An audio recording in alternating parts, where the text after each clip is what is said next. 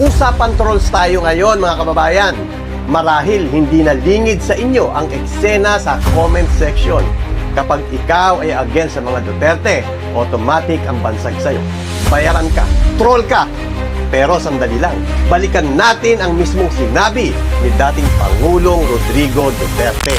Ayon sa isang pag-aaral ng University of Oxford, mismong si Pangulong Duterte umano gumastos ng $200,000 o katumbas ng 10 million pesos para magbayad umano ng trolls. Yes po, sir. It mentioned, it included your party, sir. Yung study po.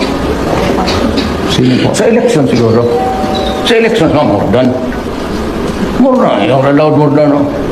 And they were all during the campaign. Si Digong mismo ang umamin sa media na nagbabayad sila ng trolls, lalo na kapag malapit na ang eleksyon. Ang tawag dito ay propaganda at bahagi ng political discourse. Ano ba ang kahulugan nito? Ito ay kapag ibinibintang mo sa iba ang mismong ginagawa mo para mailihis ang atensyon.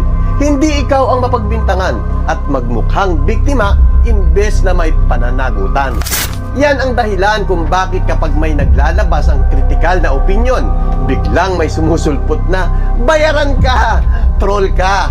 Samantalang inamin na mismo ng kanilang leader na si Rodrigo Duterte na may binabayaran trolls para impluwensyahan ang opinyon ng publiko. Kaya mga kababayan, huwag na kayong magtaka kung may mababasa kayong ganyan sa comment section. Kapag sinabihan nila akong bayaran, tandaan nyo, sila mismo ang tinutukoy ni Digong na bahagi ng bayaran propaganda. Ngayon, may tanong ako, lalo na sa mga DDS. Naniniwala ba kayo sa sinasabi ni Tatay Digong na may binabayaran siyang trolls? O ibig bang sabihin nito ay nagsisinungaling siya mismo sa publiko? Pumili kayo dahil hindi pwedeng sabay na tama ang dalawa. Ito ang usapan, hindi paninira, hindi chismis. Kung hindi katotohanan, siya mismo ang umamin.